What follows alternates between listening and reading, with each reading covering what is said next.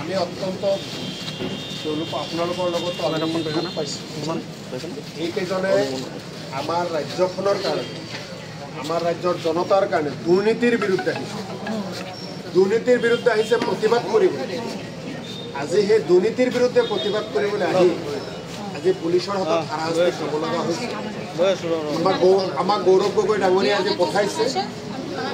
আজি আপোনালোকে মনত মাক হিচাপে যিখিনি কষ্ট পাইছে তেওঁলোকে যিখিনি কষ্ট পাইছে আমিও কষ্ট পাইছোঁ নিদুখী আমি হাজাৰ বাইদেউ নিদুখী গতিকে আপোনালোকক কৈছোঁ আপোনালোকে ধৈৰ্য ধৰক তেওঁলোকে দেশৰ কাৰণে কাম কৰিছে মানুহৰ কাৰণে কাম কৰিছে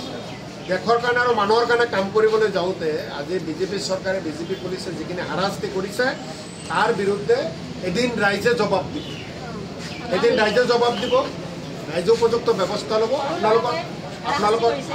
পৰিয়ালৰ লগত আমি আছোঁ তেওঁলোকক আইনী সাহায্যৰ কাৰণে বাইদেউ আইনী সাহায্যৰ কাৰণে যিখিনি লাগে আমি আছোঁ আপোনালোকৰ এলেকাৰ যিখিনি কংগ্ৰেছ কৰ্মী আমাৰ গোলাঘাট জিলা কংগ্ৰেছৰ পৰা আৰম্ভ কৰি এই বাইদেউ আমাৰ MLA সকলো আমি আহিছোঁ আমাৰ জিলা সভাপতি আহিছে আমাৰ কল্যাণী বাইদেউ আহিছে আমাৰ বাইদেউ বহুত কেইজন আহিছে গতিকে আমাৰ এটা কথা আমি আপোনালোকৰ লগত আছোঁ অলপ কষ্ট তেওঁলোকে দিছে কিন্তু দীঘলীয়া কষ্ট দিব নোৱাৰে আইনা আদালত আছে আমাৰ আদালত আছে আপোনালোকে ভাঙি নপৰিব আৰু